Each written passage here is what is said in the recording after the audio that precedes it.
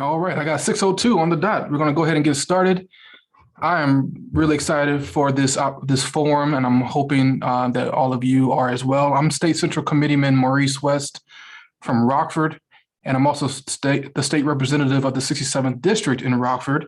And I'm joined by and would like to thank the Democratic Central Committee chairs in this current 17th and the newly drawn 17th Congressional District. We have Ron Preston from Carroll County, Daryl Coleman from Fulton County, Richard Bigger Jr. from Henderson County, Butch Gurnett from Henry County, Kate Freeman from Joe Daviess County, Pam Davidson from Knox County, Belinda Carr from McDonough County, Patrick Cortese from McLean County, Jan Ochi from Mercer County, Billy Halstead from Peoria County, Mike Halpin from Rock Island County, Renardo Weathersby from Stephenson County, Brittany Miller from Tazewell County, Stephen Boobin from Warren County, Fidencio Campos from Whiteside County, and Charlie Lasconis from Winnebago County. I'm also excited to have with us the Democratic candidates for Congress of the 17th Congressional District, and I will name them in alphabetical order. We have Rockford Alderman Jonathan Logeman. We have Rock Island County Board Member Angie Normoyle. We have Eric Sorensen. We have former Illinois State Representative Dr. Letisa Wallace. I believe someone just, hold on real quick. Oh, we have Jackie Mcgowan as well. Good to see you, Jackie. Sorry that your name's not on the list, on that list. And we have Marcia Williams as well. And that was in alphabetical order. To our candidates, I'm hoping you're okay with me calling you by your first name. Is that okay with you? You can give me a thumbs up. All right, good deal. So the questions have been vetted beforehand. Every question tonight comes from you, the voters who are in attendance. And real quick, for the sake of, if you don't mind, for the sake of being correct, I'm going to stop sharing real quick and add a name to my list.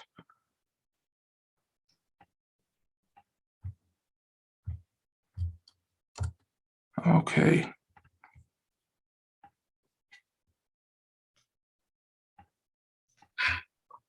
All right, let's start over. The question's been vetted.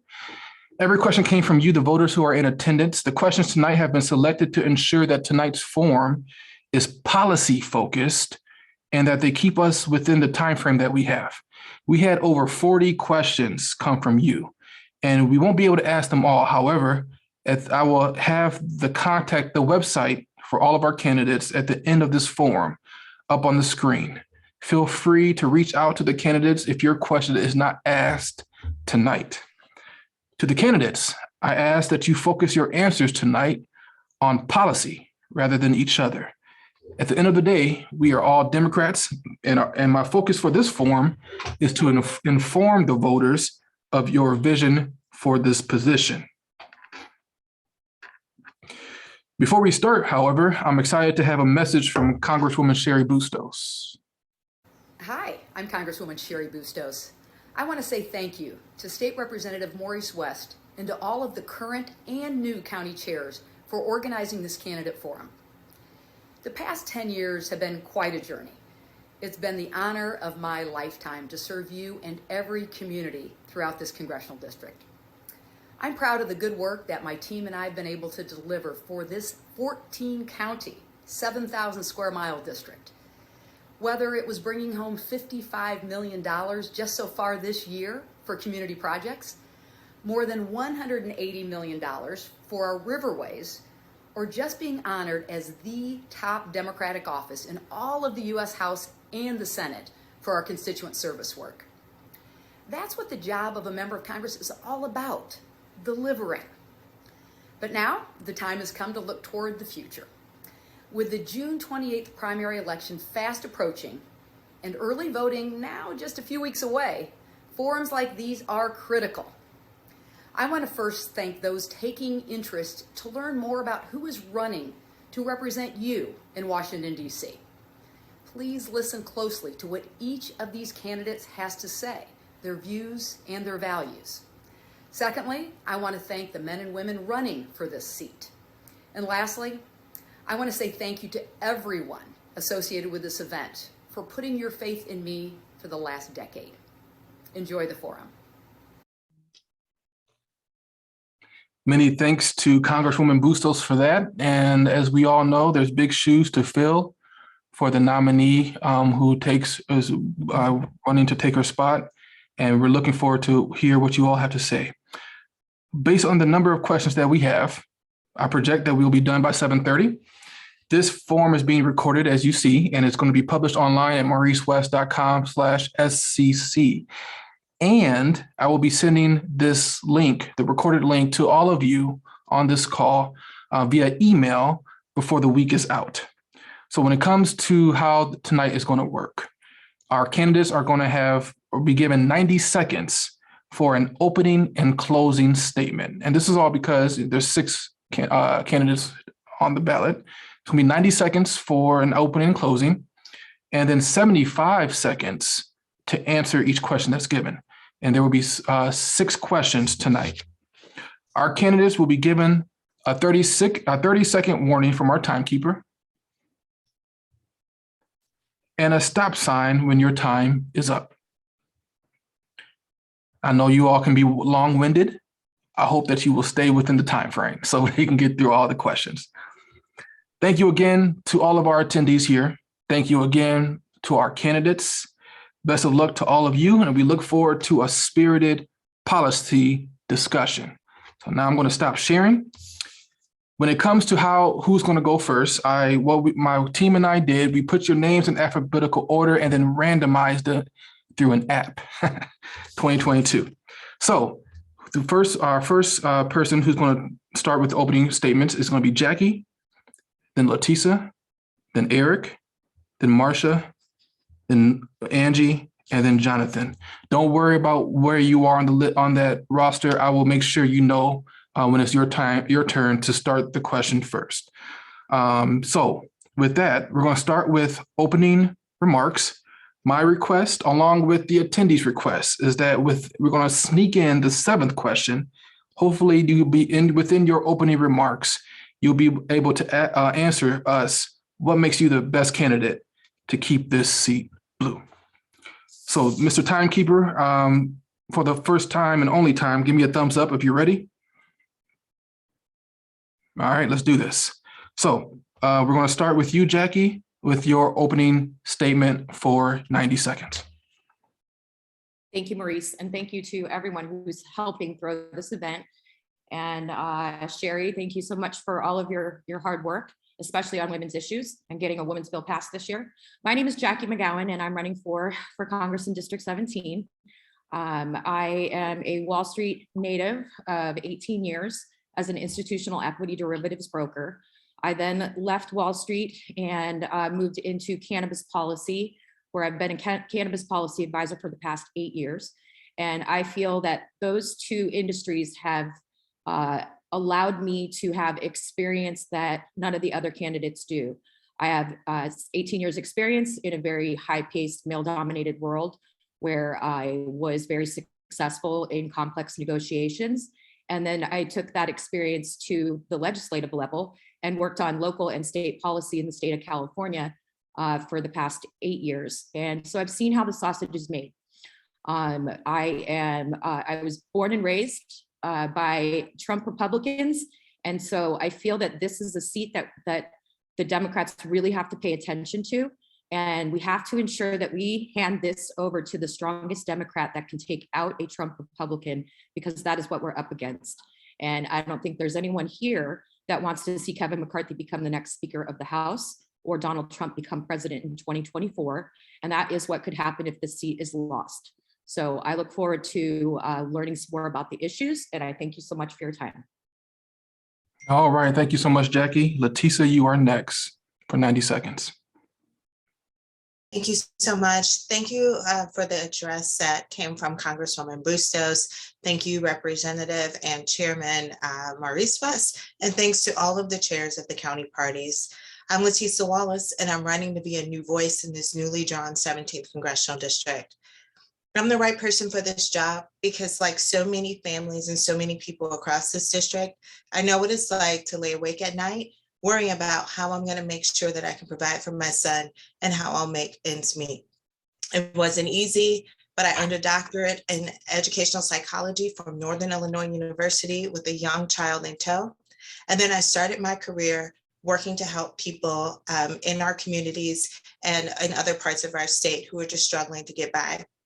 I spent 3 terms after that in the Illinois House of Representatives, truly in the mix, making sure that we were there negotiating for pieces of legislation that those who live right here in the Rockford area and also in the 17th District asked and hoped and wished for. I delivered on fighting for childcare, women's reproductive rights, criminal justice reform, access to quality and affordable childcare, and so much more. I've also traveled up and down this entire state, listening to people and hearing their concerns, hearing what their hopes are. And now I want to make sure that I bring that experience to Congress, where I will stand up for every person who lives in the 17th District. I am grateful to be here this evening, and I look so forward to the discourse tonight. Again, Letisa Wallace, and thank you for putting this forum on. Thank you so much, Letisa. All right, Eric, your opening remarks for 90 seconds. Yes, thank you, Representative West, for hosting, to the team to put this event together. And thank you to our wonderful audience tonight. I'm excited to be with you all. My name is Eric Sorensen, and I've been your weatherman for the past 2 decades. And let me tell you, I loved every minute of it. One of the most amazing parts was spending my career right in my hometown of Rockford and in the Quad Cities. And then I was accepted as my true, authentic self. It didn't matter that I was gay. I was welcomed into living rooms because I was trusted with the accurate information that I was given. And for the support that I received, I am incredibly grateful. Now, why is the meteorologist running for Congress? For me, being a meteorologist was about protecting our communities and keeping people safe. My job was literally to tell the truth every day. Some days it was just to grab an umbrella or put on an extra layer. Other days it was more serious, like telling people to be ready for the flash flood, to be careful on the icy roads, or to take shelter from the tornado. So that's why I'm running. I want to continue to be the trusted voice for our community. People should know they're a member of Congress and know that there will be communication even if there are differences of opinion. I want to speak with the foundation of science and the background of communication for all the things we face here, whether that's speaking on right to vote, protecting reproductive rights, making sure that everyone has quality, affordable healthcare, or a good paying job. I look forward to talking more as we go through the evening. Thank you so much, Eric. All right, Marcia, for 90 seconds, your opening remarks. Hi, my name is Marcia Williams. I'm currently an admissions advisor at a trade school called 160 Driving Academy, where we train individuals that are low income, unemployed, or formerly incarcerated to get jobs so they can be able to afford to pay their bills and provide for their families. We serve many locations all over the state of Illinois, including 4 locations in the district. And over the last 4 years, I've helped over 1,000 people get job training and out of poverty. And what I've seen is that there are many things that are going wrong, like our education system not being able to provide the tools for people to be able to provide for themselves as an adult. But I also see how certain impoverished areas where people need some more social support and the social programs do work. As a representative, I want to be able to be a voice for the working people, and so we can be able to uplift our communities and not hurt them. Okay, that's okay. All right, thank you so much, Marcia. Angie, your turn for 90 seconds. Okay, thank you. I'm delighted to be here. I am excited to be here because this part of Illinois is my home. I was born and raised in the Rockford area. I first came to the Quad Cities, where I live now, to attend Augustana College. And my husband and I returned to the Quad Cities to raise our 3 kids after we finished our schooling in Chicago. So the Quad Cities, this district has always been home to me. I currently teach at Augustana College, but I've also been busy in local government. I have served on our school board. I'm currently a member of the Rock Island County Board. I'm a precinct committee person. So even when I'm not running for office, I'm out knocking doors. I'm treasurer for the local Democrats. And I am running for this position because I want my kids, my students, my neighbors to have the same great opportunities that I had growing up in this part of Illinois. You know, it really was the American dream. I expected I'd be able to buy a house, raise my kids, and retire right here. And that's the life I've had.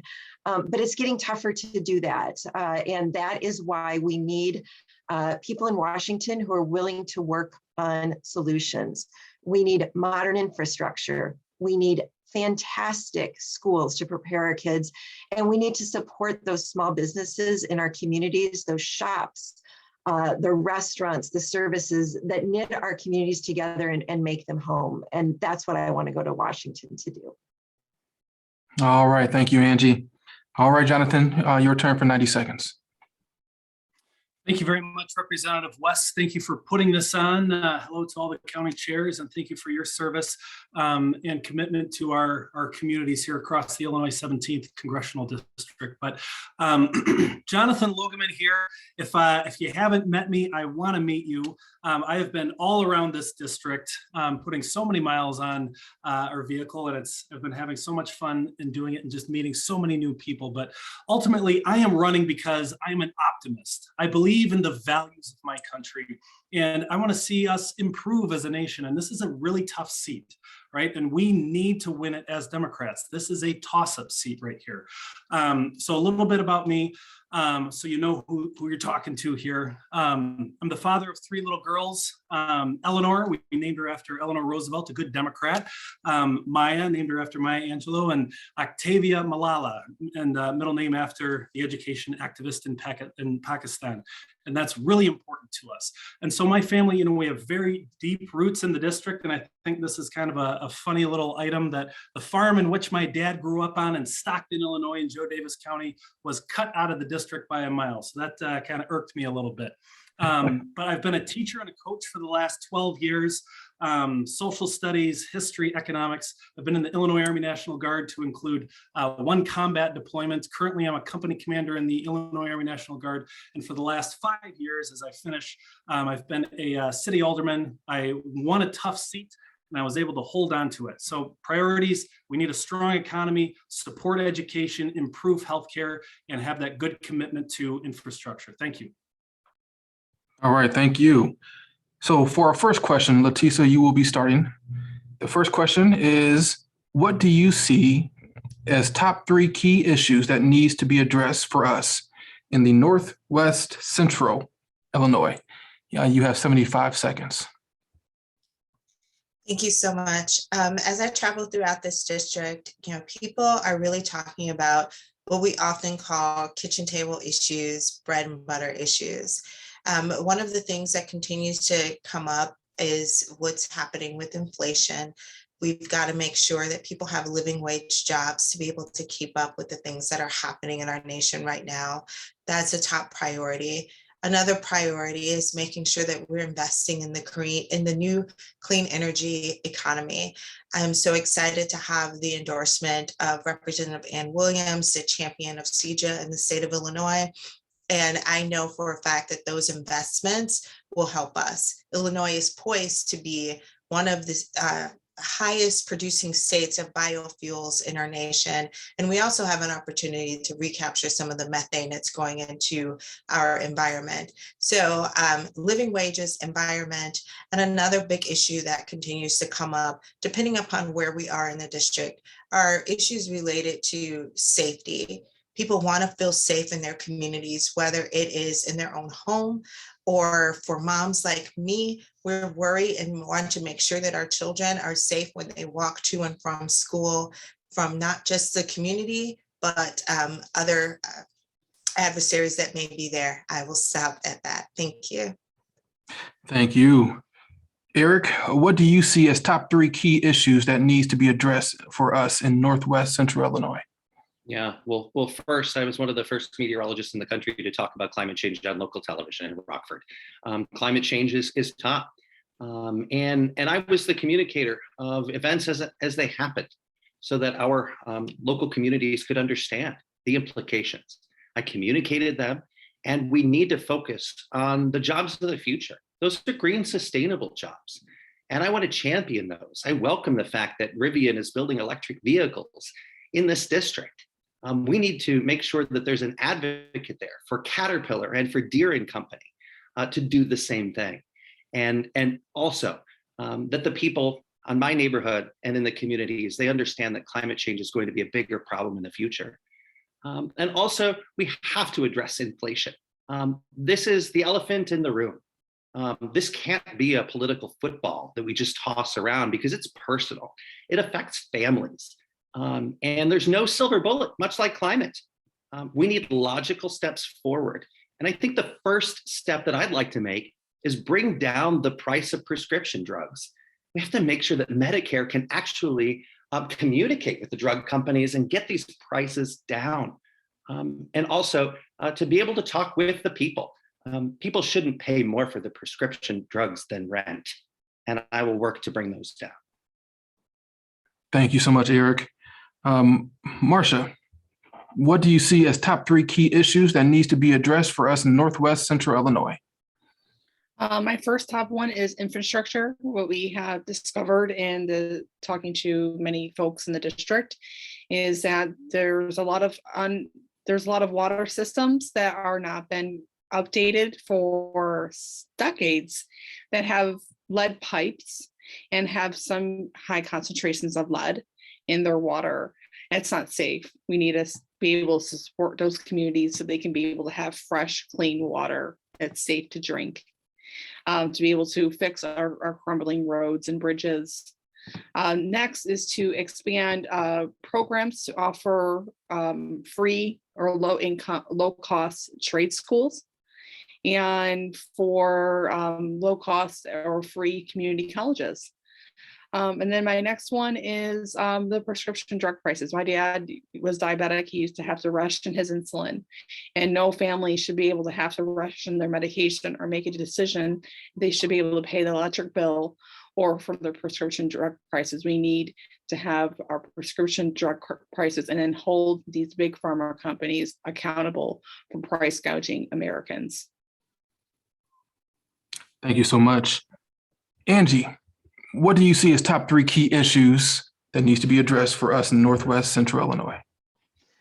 Well, there are many, and mine are similar to others, but I've really been talking and thinking about infrastructure because that is such a broad umbrella. You know, when we build bridges, when we fix our roads, when we replace water mains, we are creating good union jobs in our communities, and that makes a big difference. So we get those upfront benefits, but then we're also positioning ourselves for industry to come to our areas and for entrepreneurs to do good work in our communities. So first is infrastructure. The next piece that I think is critically important is childcare and schools.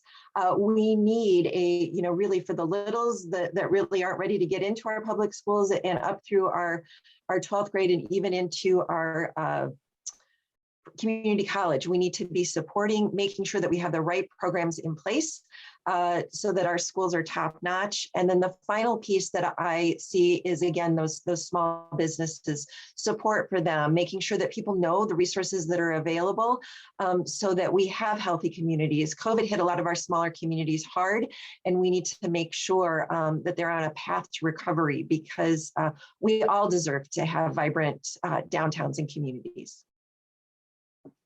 Thank you so much, Angie. Jonathan, what do you see as top 3 key issues that need to be addressed for us in Northwest Central Illinois? Yeah, I think, myself as a teacher, I think education is top of mind, especially right now across our entire country. So when you factor in education and childcare, that childcare, it's actually healthcare. It's a healthcare issue as we, help as Angie said, our littles grow up and to be good students. But one of the things that we need to do is we need to support our teachers and students in the classroom, and we have got to stop the attacks on public education and work to strengthen it. I'll tell you a quick little story about my own little kid, Eleanor. She's in kindergarten. We had to explain what spring break was. She started crying because she loves school so much. We need those teachers and incorporating technology in the classroom. Another one is that workforce development as far as jobs in our communities, matching the skills that students are learning and young folks are learning to the what's needed in our economy. And then finally, because of time here, I think, right on point, we're talking about infrastructure. There are so many different key infrastructure projects that help build our community here in Rockford. We have fiber optic cable that's coming through, and I can't tell you how much people love when I tell them they're going to get a new street as alderman. Thank you. Thank you, Jonathan. Jackie, what do you see as top 3 key issues that needs to be addressed for us in Northwest Central Illinois? Sure. So I think livable wage jobs, inflation, and infrastructure. And I think that if you come up with solutions to the 2 of the latter, both inflation and infrastructure, that you solve the primary issue, which is with high-paying jobs. So I would love, Biden is talking about eliminating student debt. That is going to be a huge relief for so much of this country when it comes to having to endure how high inflation is. And then I love Sherry Bustos' idea of increasing corn for ethanol and lowering our gas prices with supplementing the gas with more ethanol. I think that would bring the gas prices down just as much as 50 cents a gallon, like Sherry suggests. And those 2 things would increase higher paying jobs in the district. Thank you so much. All right, that was the question number 1. Eric, you're up for question number 2. Let's talk agriculture. What do you believe are the issues facing farmers, and how do you plan to support them in this urban rural district? Yeah, and certainly agriculture links all of our communities together. I was talking with a farmer a couple of weeks ago when we were getting our petition signed. I was in Kewanee, and he came up and I said, hey, I'm Eric Sorensen. I'm running for Congress. And would you sign my petition?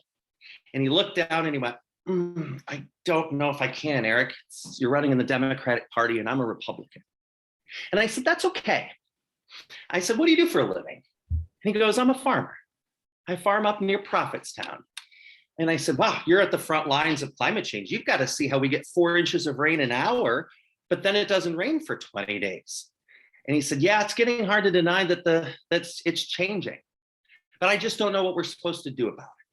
And I said, that's going to be my job.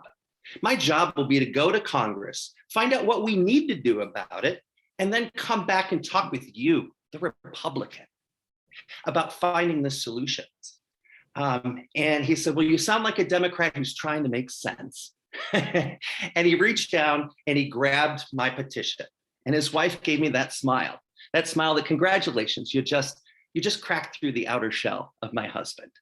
And that's what we need to do with agriculture. We need to be able to talk across the partisan divide, and I will do that. Awesome. Thank you.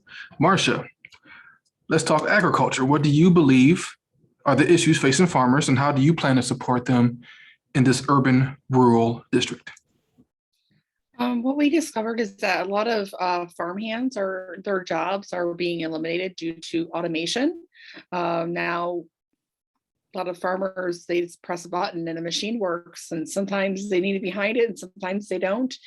And now a lot of farmhands are not their jobs have been eliminated to automation. What my plan is to be able to invest what we currently do in the farmers grant to be able to get these farmers any additional training. So when if their jobs are eliminated through automation, then they can be able to have actually sustainable job waiting for them, a good backup plan B. A lot of the problems that we have are due to the climate change issue, and we need to be able to address that now, not in 10 years from now, not from 20 years from now. This is an issue that's affecting us today. And if we don't address it, then our farmers won't have anything to farm because there's the climate won't allow it. Thank you so much. Angie, what do you believe are the issues facing farmers and how do you plan to support them in this rural urban district? Well, I think one of the best supports that we can do is just basically investing in agriculture. We need to be mindful that now is the time to reduce our reliance on our foreign markets. This is a great time to sort of recalibrate where we are, who and where we're trading with. And so I think this is an exciting time for farmers. Another thing that everybody else has mentioned is we need to address climate change. We are currently behind on planting corn right now because the ground is too wet. And so that's, an evidence of climate change. I think we're about 8% behind right now, and that's going to be problematic. So yes, we do need solutions to our changeable weather. And then the final thing that I think really benefits farmers is this continued investment in infrastructure. We have an exciting program for our locks and dams that Sherry Bustos just got through Congress, but we also need roads that go to the places that our farmers need to go. Broadband will be beneficial to their businesses as well. And again, it just strengthens those rural communities. So we need to invest in the supports for agriculture. Thank you so much. Jonathan, what do you believe are the issues facing farmers and how do you plan to support them in this urban rural district? Yeah, well, like I was saying earlier, my father grew up on a farm just outside of Stockton, Illinois, and he told me as a little kid that he always felt sorry for people who didn't grow up on a farm because it was such a wonderful experience for him growing up. And then he didn't raise me on a farm, so he didn't keep his word there. But then my grandfather, he lost the family farm. We're talking a little bit about healthcare too, and that's more common than we think about. It's a very American story. It happens too frequently where you have our family farmers losing the farm for a variety of reasons. So, one thing that we have talked about frequently here already is climate change. When you think about farmers are the stewards of the earth, and we really need to bring farmers to the table to find solutions to help support the agricultural industry. And then additionally, as Angie mentioned too, we need to figure out a way to support further broadband infrastructure and get it out to the rural areas, because the technology on farms these days is phenomenal and it requires that broadband infrastructure. And then finally, transportation. I think we are the soybean capital of the United States, and at Lock 15, I believe there's about 10 to 15 trains daily that go through that Rock Island arsenal. So we need to be able to get that produce out to market, and transportation is, we need to support that transportation. Thank you. Thank you. All right, Jackie, what do you believe are the issues facing farmers? And how do you plan to support them in this urban rural district? I believe that we need to really push back against the tariffs that were implemented against China. The Illinois Department of Agriculture was one of the few in the country to oppose those tariffs. Those tariffs were not a tax on China, they were a tax on our farmers and on us. And I would be doing whatever I could to eliminate that, number one. Number two, we have to make sure that our water table stays safe. And we have to make sure that pesticides and residual effects of large scale farms are not being dumped into the water table so that we can preserve our food for the future. Thank you so much. Letisa, what do you believe are the issues facing farmers and how do you plan to support them in this rural urban district? Thank you so much. Just like Jonathan just described, my father grew up on a farm too, except it was in the South in Mississippi. And so the Mississippi River, which runs just adjacent to our district holds dear to me.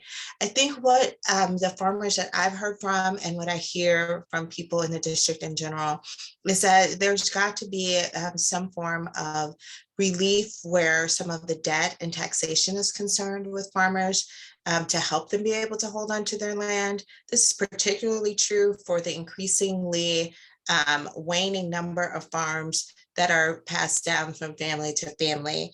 We also need to be making sure that we're investing in what is called climate smart agriculture. I served all 5 years on ag and conservation in the Illinois House of Representatives. And one of the biggest issues is making sure that what we're doing on our farms doesn't negatively impact our environment.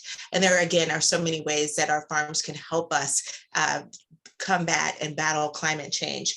And then finally, I would say that our farms and any of the subsidies that go to programs like SNAP and other food programs ultimately benefit our farms. And the 17th district has farms that feed people nationally and globally. So I'll fight for those things. Thank you so much. On to the third question. And Marcia, we're going to start with you. Cite a position on an issue that you care about that could cost you Democratic votes. That's a really good question. A lot of people don't believe that canceling student loan debt will solve the issues, but if we offer free, say, 2 years colleges or trade schools, this is going to get so many people trained for really good paying jobs. When people hear free college or canceling student loan debt, they automatically think socialism, but there's plenty of countries all around the world that offer free college that aren't socialist countries. And when we invest in our people, we invest in our country, and then we as a country as a whole benefit when we have an educated society. And with the infrastructure, with being able to build up on that, we need people to be trained. And not many people can be able to afford it. Even schools that cost maybe $4,000 or $5,000, not a lot of people have that. So we need to be able to people understand that we need to invest in our people by expanding the current social programs that we do have. Thank you so much. Angie, cite a position on an issue that you care about that could cost you some Democratic votes. I think that issue would be Medicare for all. I've had a lot of people ask me about that. And while I am in favor of universal access to healthcare, healthcare is a right, and it is incredibly important. So I do support anything that we can do to make sure that everyone is covered with healthcare. However, I'm married to a doctor, and I live in an area where right now we are struggling just to keep our providers in the community. We don't have enough providers. We don't have enough physicians. We don't have enough nurses. We don't have enough staff. And so before we can move to a more global solution to healthcare, I think there's some pieces we need to put in place. We need to get more providers in the pipeline with more medical schools, more training. We need to get our hospitals financially secure. Cottage Hospital in Galesburg closed. Javon Bay has cut back the services available at one of their campuses. So we need to address that. We need to get the prices of prescription drugs down, and we need to improve access to other types of healthcare like mental health care, dental, hearing, and vision. I just can't put that under the umbrella yet of Medicare for all. Thank you so much. Jonathan, cite a position on an issue that you care about that could cost you some Democratic votes. Yeah, something that's really important to me as a somebody who's deployed. I really believe that we need to ensure that we have a strong defense. I'm not sure it needs to be up near $750 billion or whatever the Department of Defense has recently requested, but I really truly believe that we can be a moral force for good across the world. And we see what's going on in Ukraine and Russia right now. And having that moral force for good, I think, is so very important. And I believe in the values of this country so much, and we fight for it, and I fought for it. And something that was painful for me was seeing what was going on in Afghanistan. And I had personal experiences where I thought I was going to die and leave my two little daughters and family, or my two little daughters and wife. But it is so very important to have that strong defense where we can maintain the values that our country believes in and work to be a force for good across this entire world. Thank you so much. Jackie, cite a position on an issue that you care about that could cost you some Democratic votes. Absolutely, hands down, my pro-Second Amendment rights could cost me Democratic votes. It's not as popular an issue with the left as it is with the right. Although I'm a big fan of gun safety and making sure that guns don't end up in the hands of the criminally insane. I'm a survivor of a high school shooting where I lost 3 students and a teacher on May 1st, 1992. And that experience didn't turn me the opposite way, where I wanted to clamp down on good people owning guns. It made me never want to be that afraid again. I never wanted to feel that helpless ever again in my life. And yet I was still the victim of a couple of home invasions where I wasn't protected. I had, a taser or bear spray or things I couldn't get access to. And thankfully I made it out of those situations okay. But I would never want to tread on anyone's legal right to bear arms. And I want to protect that right. But I also want to make sure that guns don't end up in the hands of bad people. But doing that, I don't want to tread on good people having guns. Thank you. Letisa, cite a position on an issue that you care about that could cost you some Democratic votes. Well, I've been called socialist or radical because I do believe that corporations should be paying more in their taxation structure to fund the human services infrastructure that needs to be built and sustained in our nation. We need to move to a point where there is universal access to childcare, that childcare is available, not just first shift, but second and third shift, because we found during this pandemic that essential workers work 24/7. And so their children need to be someplace safe and in a learning environment. We saw here in the state of Illinois that some of the measures to increase certain pieces of taxation or taxation on a certain class of individuals didn't necessarily win many votes in our state. But I believe that we've got to be able to invest in our human infrastructure so that as we're building the bridges that will create union jobs and a number of reinvestments in our community, we're not building bridges that people have to live under because they are homeless or experiencing other tragedies. So that I think will perhaps cost some votes, but I believe the investment is what our communities and families need. Thank you so much. Eric, cite a position on an issue that you care about that could cost you some Democratic votes. It's got to be LGBTQ equality. We need to pass the Equality Act to make sure that all LGBTQ people have constitutional protections against discrimination. And I know what you're thinking. Wait, this is a Democratic primary. How could that cost you votes? Well, let me tell you, a lot of Democrats, they don't want to talk about this. In fact, I've talked with some who say, well, trans kids shouldn't be in sports. No, that's separate but equal. A trans girl is a girl, a trans boy is a boy. And I won't be silent on that because I think of the LGBTQ youth, the trans kids that may not have a community center like we have here in Rock Island. I think of the small towns that still have yet to embrace LGBTQ rights because they don't see the kids. And I won't be silent on it because I remember growing up in Rockford and having to learn things my own way and not having somebody stand up for me. And so the most important thing that we can do right here on this issue is that all of the kids in this district will have a representative who's LGBTQ themselves. Thank you so much. All right, going on to the 1, 2, 3, fourth question. Angie, this one's for you. How do you plan to work across the aisle? What experience do you have in collaborating versus compromising with opponents? Well, I'm a communications professor, and one of the things that I specialize in is small group communication. So I think that it's important that we be willing to meet with voters, with constituents, face to face, and in some smaller groups, in opportunities for the back and forth dialogue. I love going door to door and having those conversations with people. So that I think is a critical piece of building bridges between communities. And I'm qualified to do that because that's what local government is. I've served on the school board, on the county board, and we have a mixed board here, and we've been able to work together.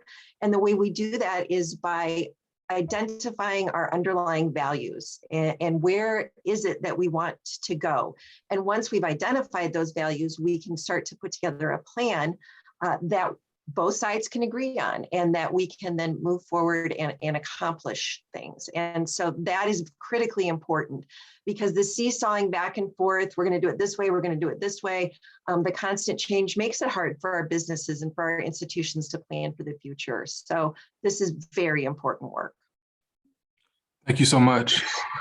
Jonathan, how do you plan to work across the aisle? And what experience do you have in collaborating versus compromising with opponents?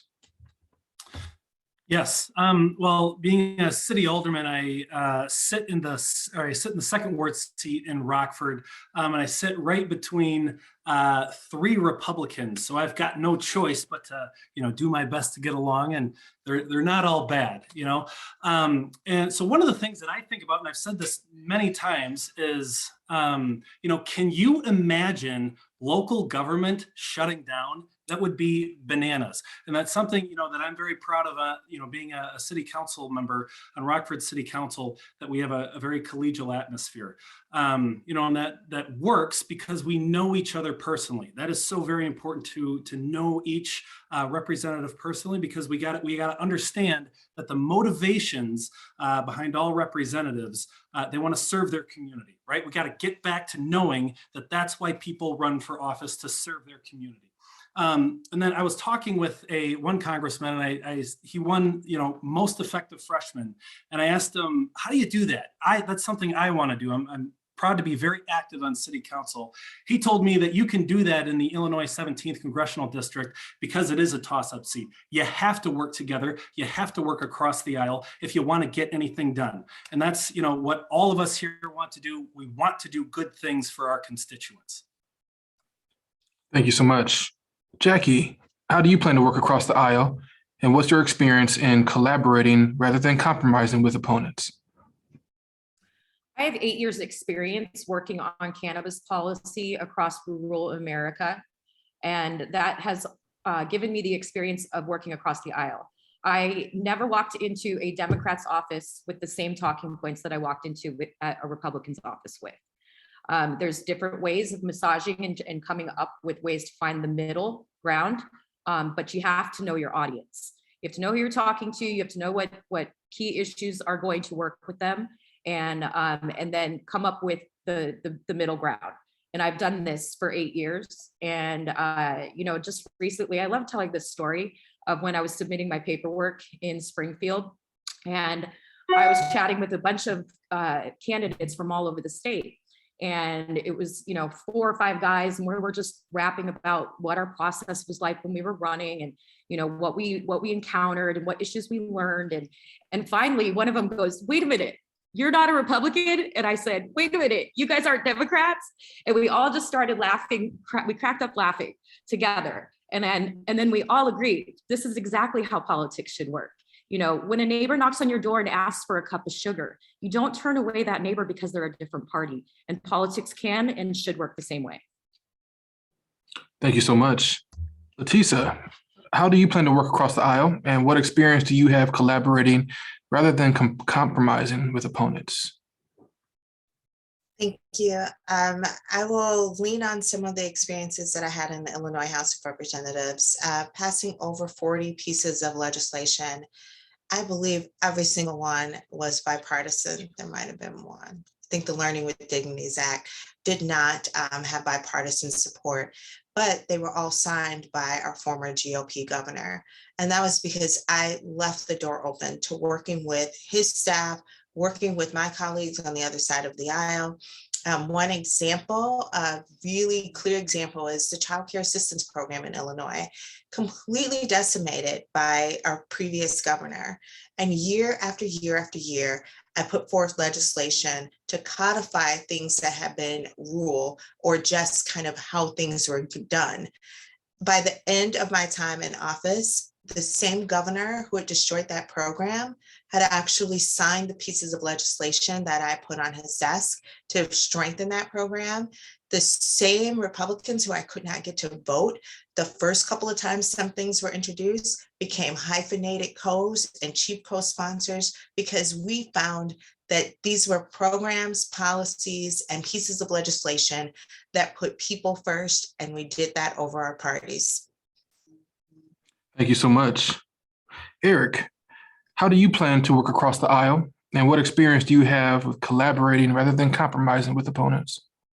Yeah, I'm going to go back to my days in Rockford at WREX. I was one of the first meteorologists in the country to say, you know what?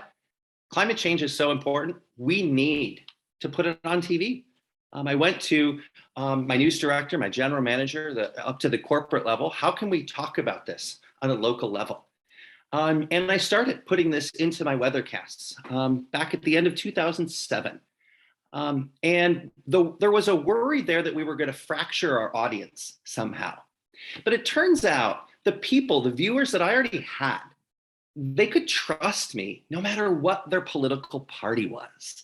In fact, our viewership went up at WREX after I started talking about climate because I became the authority on the subject. And I heard back from conservatives who said, thank you for explaining this to us, explaining the science, but leaving the politics and your opinion out. I was just connecting people to the fact that tornadoes were happening in January. And this district looks a lot like other districts across the country. And I want to work with other representatives, regardless of their party, on our shared climate challenges. Thank you so much. And Marcia, how do you plan to work across the aisle? And what experience do you have in collaborating rather than compromising with opponents?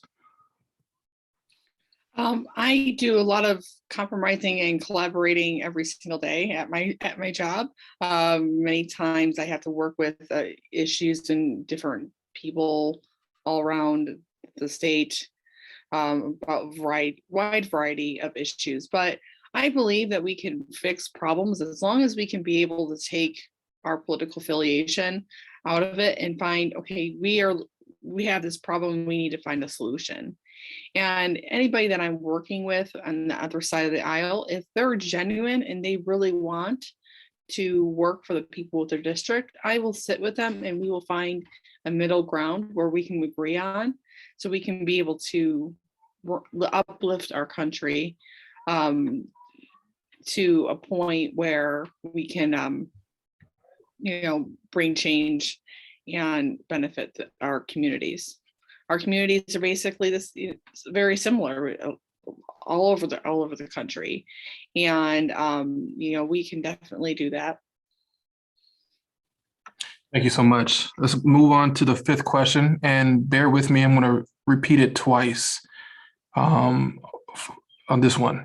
Since there's no social justice without economic justice and opportunity, what is your specific plan to accelerate the manufacturing and advanced manufacturing economies of the counties of Peoria, Rock Island, and Winnebago, or as Congresswoman Cheri Bustos labeled them in 2012, the manufacturing triangle? Again, since there's no social justice without economic justice and opportunity, what is your specific plan to accelerate the manufacturing and advanced manufacturing economies of the counties of Peoria, Rock Island, and Winnebago? Jonathan, we are starting with you. Yeah, I love talking about this issue because it is so vital. We need good jobs here in our community, and as a teacher, I see what happens. When kids' parents, they don't have good jobs. I'll see kids, with their heads down. And just this year, there was a student who would come late to my class, and I asked her why she was coming late to class all the time. She said because her mom was working 2 different jobs and had to leave so very early in the morning. So one of the things that I absolutely love, and Representative West, you were part of this, is getting the tax incentives for the Stellantis plant over in Belvedere to try to retool that factory and turn it into an electric vehicle production type factory. So that is wonderful type thinking, and we need more of that thinking. When you think about some of the other countries in the world, like Germany, who are investing in skilled manufacturing, workforce development, connecting skills to the jobs that are needed. That's the type of thinking that we need here in Illinois. And I am so very excited as a former college and career teacher to get to work on that issue. Thank you. Jackie, since there's no social justice without economic justice and opportunity, what is your specific plan to accelerate the manufacturing and / advanced manufacturing economies of the counties of Peoria, Rock Island, and Winnebago, the manufacturing triangle? First of all, I think that economic justice begins in high school. I don't know about the rest of my competitors here today, but when I was in high school, I was taking wood shop and home economics and typing and metal shop and things that gave me the skills to believe that I could enter the workforce right out of high school. I was never afraid that I wouldn't be able to support myself. And I think that we've done away with those types of programs across the country. First, we need to start with that. We've got to be able to give people the skills that if they can't qualify to go to college, that they have the opportunity and the ability to support themselves right out of high school. And then outside of that, Congressman Bustos has done a wonderful job about bringing vocational training into the district. And what we need to do is entice more of the types of companies that those vocational schools are teaching the skills of. And we need to massage the businesses that already exist within the area to see what we can do to help them bring even more jobs. Thank you. Thank you. Latisa, since there's no social justice without economic justice and opportunity, what is your specific plan to accelerate the manufacturing / advanced manufacturing economies of the counties of Peoria, Rock Island, and Winnebago? Sorry about that. Thank you. As the former chair of the Economic Justice and Equity Committee in the Illinois House of Representatives, I would say that this triangle of manufacturing is also, unfortunately, a triangle of other forms of injustice. As you mentioned, there is no social justice without economic justice. We see increases in violence in these communities, decreases in investment, and a lack of living wage jobs. I think that one way that we can try to marry those two things that I talked about and have better outcomes is to start to replicate programs that are showing wonderful outcomes. The READY program, for example, in Chicagoland, it's an anti-violence program. It's a rapid employment program, making sure that those who may have offended are connected quickly with jobs and skills training that pay them while they're going through the program. And we've seen through a study that was just released that there is a reduction in recidivism of those who are participating. So I would say investing in finding the key skills that our employers want, connecting them with students who are eager to learn, and use that bridge that I just talked about, a program that would teach those skills to individuals who may have been left out before. Thank you so much. Eric, since there's no social justice without economic justice and opportunity, what is your specific plan to accelerate the manufacturing / advanced manufacturing economies of the counties of Peoria, Rock Island, and Winnebago? Yeah, when we think about the economic future, social justice and economic opportunity means equity, and that means leaving no one behind. When we talk about addressing climate change, we're talking about investing in the green economy of the future, the green infrastructure that's going to transform our society. As we invest in electric vehicles and renewable energy, there are going to be good paying union jobs. And we want to encourage those jobs to come right here to our district. And that means encouraging and participating in trade programs. We need to make sure that our kids are connected to these trade programs, because that means that they're going to be able to have and partake in the society as we build into this green future. And also, I'd like to mention the Clean and Equitable Jobs Act, CEJA, here in the state of Illinois, to be able to say that climate change is an equity issue. We need to make sure that everyone is attached to the solutions of climate change, not just those that can afford to put the solar panel on the roof or the electric vehicle in their garage. We need to make it equitable to all. Thank you so much.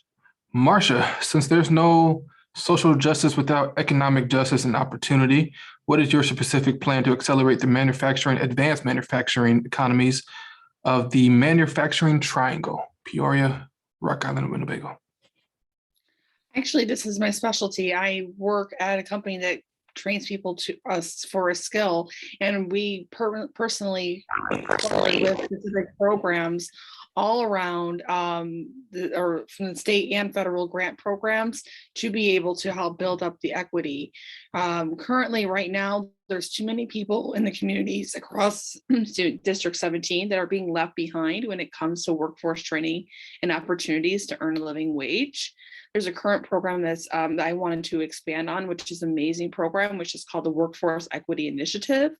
It's a statewide grant program that's focused on training opportunities for our students in at-risk communities. These training programs allow individuals to improve their livelihoods and earn 30% above the living wage. 18% colleges right now are actually offering that all over the state of Illinois, but I want to be able to have this offered at all trade schools, not as this a certain small percentage of opportunities. These are really good. This is a really good grant program. I work with students. I want to be able to expand funding so then no one's turned away. Right now, we only can cap, let's say, like at my school, only 60 students a year. But I want to be able to allow every single student that walks in the door that's unable to pay for tuition to be able to pay for that. This Workforce Equity Initiative, be able to, oh, sorry, was it my time? Yes, ma'am. Thank you so much. Angie, since there's no social justice without economic justice and opportunity, what is your specific plan to accelerate the manufacturing, advanced manufacturing economies of the counties of Peoria, Rock Island, and Winnebago?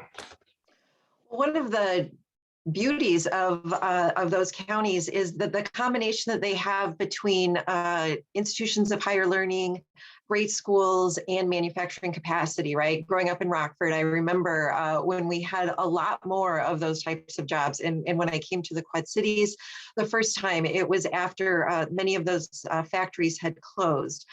So the capacity is here, and I would certainly encourage the partnership between a Rock Valley and somebody who was interested in opening a business in Rockford, or between Illinois State or Bradley and a manufacturer. So that's the first thing, is to build incubator spaces where people can come together and combine the education and the skills. The next thing that we need to do is make sure that our entrepreneurs know the resources that are available to them from the government, like small business resources, community development, financial institutions that help low-income people invest in communities. And then finally, we need to be more intentional about planning our communities. I was just speaking with an organization in downtown Rock Island, and the city was planning to put in a park because that was the 20-year plan. They'd really rather have a facility for jobs. So, adjusting to what our communities need. Thank you so much. We're going to move to our final question, and we're going to go right back up to you, Jackie, to start. Talk to us about your vision in helping our most vulnerable communities and our veterans in Northwest Illinois.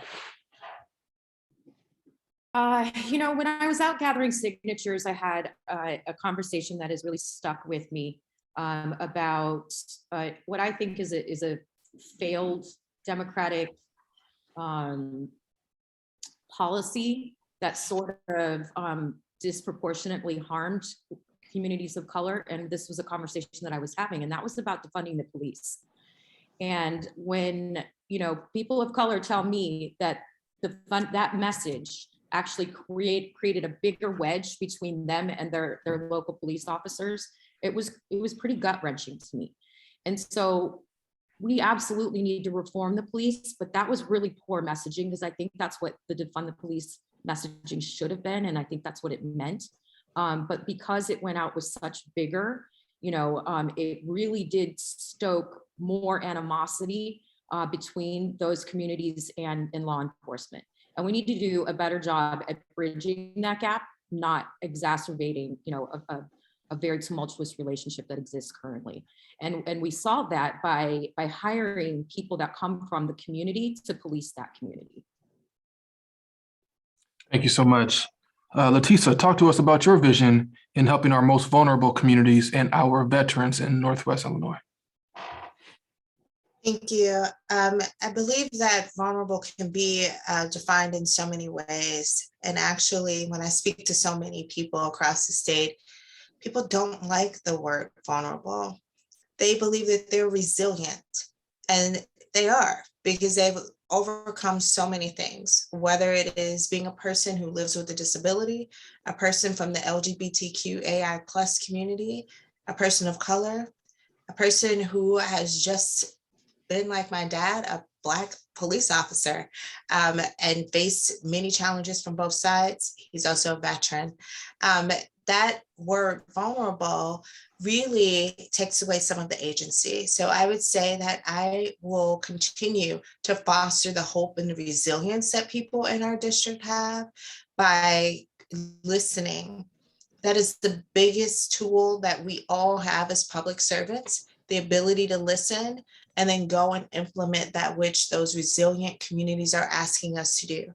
And for veterans, I would continue to support wraparound services, increasing what happens in our veteran affairs departments, making sure, that there are not long waits for services, and making sure that benefits are delivered in a timely manner. Thank you.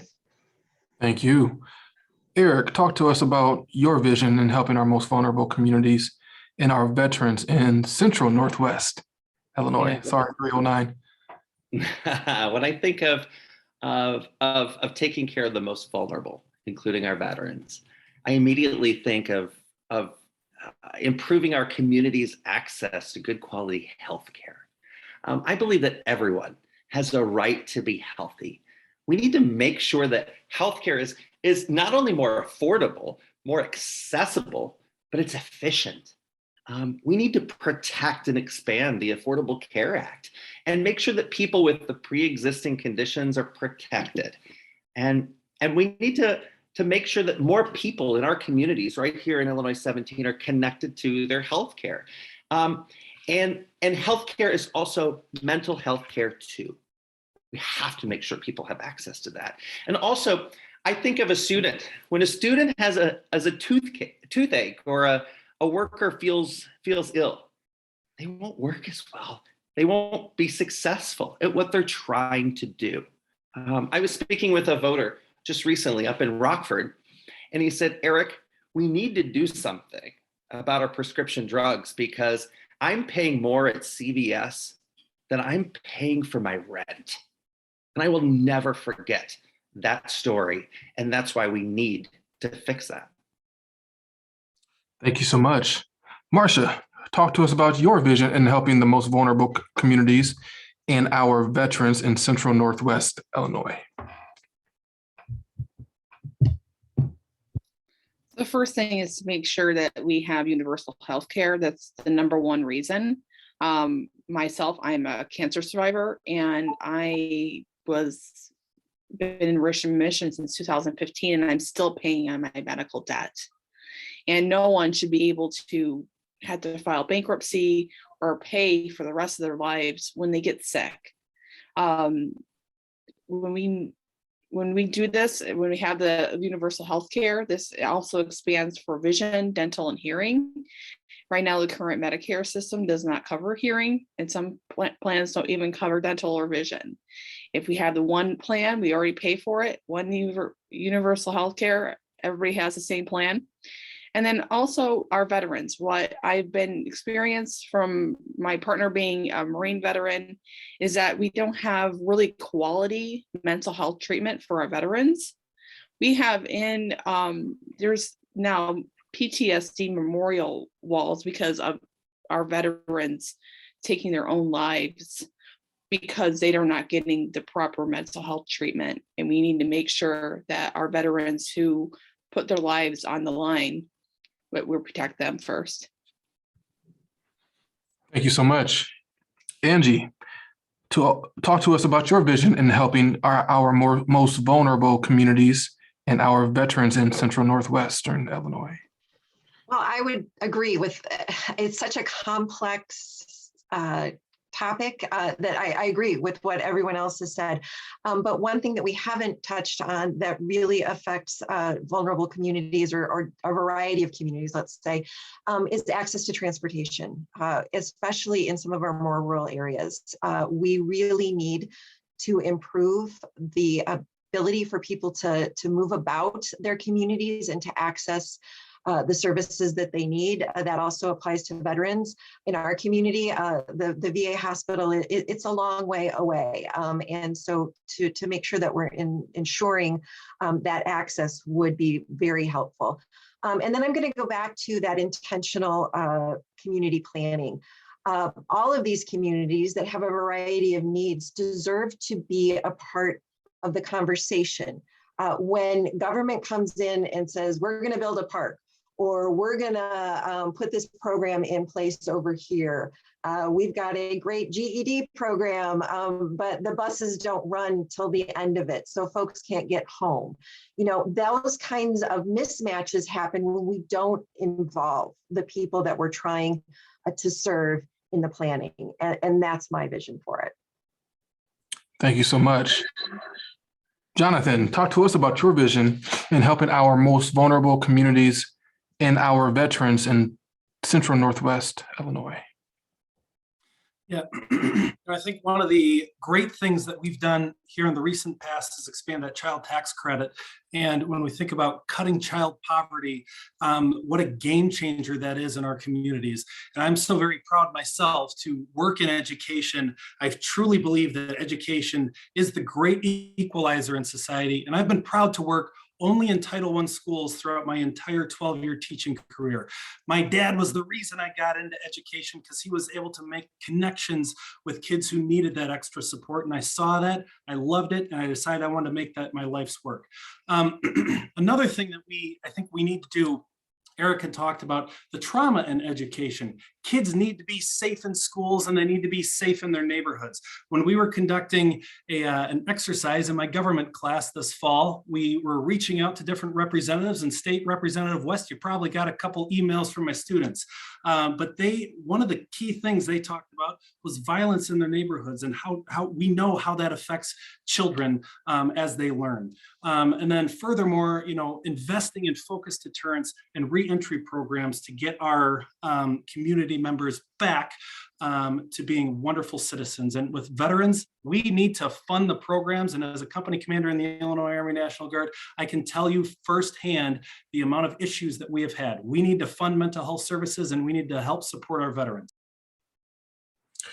Thank you so much. And thanks to all of you. That concludes our questions. And so let's move towards closing remarks, 90 seconds. And Leticia, we'll start with you.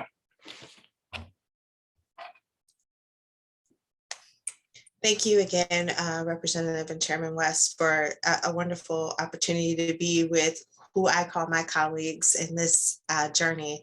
I am so honored to be able to be in a place where we can have a conversation about who will be the next person to hold on to this seat. It's often said, and we've repeated it quite a bit recently, but Shirley Chisholm, the first Black woman in Congress, said that if they don't give you a seat at the table, bring a folding chair. Well, I've got a folding chair and a track record of experience of getting things done for people in our state. And I would be so honored to serve in this next capacity. To quote another woman that has my heart and who has always been an inspiration, Fannie Lou Hamer said, never forget where you come from and always praise the bridges that you have crossed over or that have carried you over. Right now, the bridges carrying this campaign are grassroots people all across the country, all across this district, who are wanting and pushing me toward a victory. We're building coalitions. We're hoping to unite this district. We're going to work to create a government and co-create a government that works for all of us. When I'm in Congress, I'll continue to work for families that don't often hear their voices in the halls of power. So I'm Letisa Wallace. I hope that I will earn your vote on June 28th. And if you want to learn more, please visit my website at letisawallaceforcongress.com. Litesa is how you spell the first name. Thank you again. Thank you. Closing remarks for you, Eric, 90 seconds. Thank you so much for having me here to speak with you all tonight. This election is so important because so much is at stake. We can choose to put a science communicator in Congress. We can choose to elect Illinois' first LGBTQ member of Congress. And we'll be able to choose the person who spent his career keeping our communities safe for nearly 20 years here. This is not just about June 28th. We have to think about who's going to win the general election in November. It's got to be the person that voters already know and that the voters already trust. And let me tell you, God help us if Republicans find their way to flip Congress. And if that did happen, we need to make sure that we elect the person who knows the science of climate, but knows how to communicate it and communicate what's most important to us. Because in the end, everything is at stake. And we have to make sure that we make the right decisions. If you'd like to get more information and how you can join the movement, please go to ericforillinois.com. Thank you. Thank you. Marcia, your closing remarks for 90 seconds. First, thank you for holding this event today, and thank you to all the participants who took their time to watch us speak about the very important issues that cover our district and our country as well. I was a daughter of both union members. Both my parents were union members, and I learned at a young age the importance of the American labor movement for the working people. And that's why in Congress, if you elect me, I will make sure I will fight for the everyday American citizen. As a single mom, I learned the importance of the social safety net, and I will make sure that anybody that needs a hand up will be able to have that service to do so.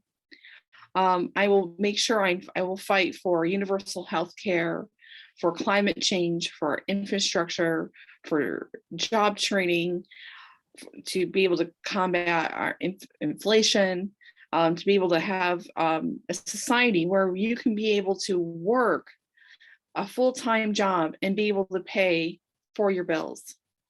If you wanted to find out more, you can go to my website. It's Marcia, M-A-R-S-H-A, Williams.com, or you can find me on Facebook and Twitter at Congress Marcia. I'm also on Instagram on Congress Marcia.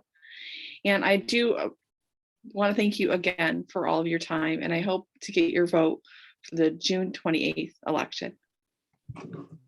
Thank you so much, Marcia. Angie, closing remarks for you, 90 seconds. Thank you. As I said in my opening statement, I am running for Congress because I believe in the American dream. I had a great experience growing up, and that goes back to the good union jobs that my grandparents had. They were both UAW members. My mom got to graduate from high school. I got to graduate from college. I knew that I'd be able to buy a house, raise my kids, and have a great life here in Illinois. And that's what I want for my kids, for my students. I want to be a part of the party of hope. And we need to be fighting back against that party of nope. The Republicans who seem so intent on just obstructing progress and sowing division. I would go to Washington to invest in infrastructure, to make sure that we have great schools that meet the needs of our communities and prepare our kids for the future. And I will go to stand up for our small businesses in our communities. The last thing we need is more representatives who are beholden to lobbyists and to special interests. We need to stand up for our communities, and that's exactly what I intend to do. My website is normoilforcongress.com. I would so appreciate your vote on June 28th. I will work as hard as I can to build community across Northwest Illinois. Thank you, Angie. Jonathan, 90 seconds for your closing. Thank you, Representative Weston. Thank you for everybody for coming to this event here to learn more about this race here in the Illinois 17th Congressional District. This is such an important election when you think about what portends coming forward in 2022 and then in 2024. We have to hold on to this seat. Somebody from here on this call has to hold on to this seat. But bottom line, I am a public servant. The best job that I have, I'm the father of 3 little girls. I've been a teacher, and as a teacher, I am in the community on the front lines every day. As an Illinois Army National Guardsman, fighting for our country and fighting for our values in our country, that is so very important to me. And then as an alderman as well, I don't have staff. I work hand in hand with the people of my community to make our city better. And that's exactly what I'll do across this entire district. So I know I've said and highlighted my priorities. We need to make sure we've got a strong economy that works for all residents. We need to support education, increase access to healthcare, and have that good commitment to infrastructure. So these good jobs, I firmly believe the best social program is a good job, gives people purpose, motivation. This district has one of the highest percentage of union households in the entire country. I am so very proud to have the support and the endorsement of the statewide AFL-CIO, Northwest Illinois Building Trades, West Central Building Trades, McLean County Building Trades, and a whole host of other locals as well, as we work to re-energize our economy to support the residents of this very important district. Thank you. Thank you.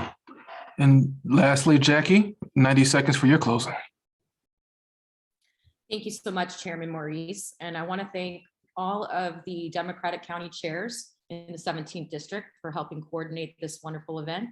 I also wanted to thank Congressman Bustos for stopping by and welcoming us all here.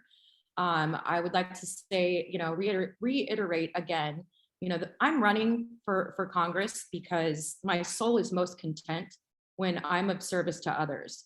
If I was running because I was addicted to power, I would have stayed a stockbroker on Wall Street, where I had a lot of it. When I moved into cannabis policy, that is when my soul felt the most alive. When I was helping work with small businesses, when I was helping, bring people out of the shadows and into the light in a regulated market, people that had lived underground and worked underground for decades, like that brought me joy. Working on reducing people's sentencing for something that's legal today, that brings me joy.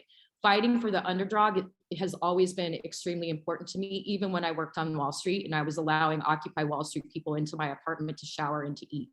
The first thing that I learned about policy, about the legislative process, is that if you're not at the table, you're on the menu.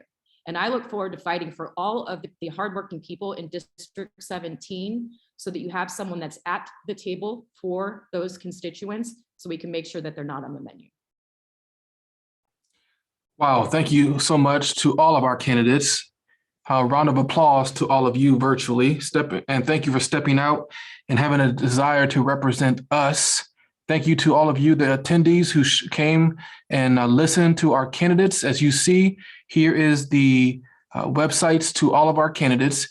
We had a lot of questions. If you did not have your question answered, feel free to jot down the website so that you can reach out to the candidates individually. Also, lastly, an announcement from Carter Elliott, who's the organizing director for the 17th District with DCCC. The Democratic Party of Illinois 17th Congressional District is hosting a weekly volunteer team meeting every Tuesday at 6 p.m. on Zoom. This is a great opportunity to get involved, whether you have a favorite candidate in the primary or you're just focused on making sure we keep this district blue in November. All the details to that volunteer meeting will be on the email that I send to you, all of you, before the week is out. Candidates, thank you. Attendees, thank you. And feel free to leave, but I'll keep this slide up so that you can jot down their information before you leave. Thank you so much for joining us, and all of you have a good night. Thank you. Thank you.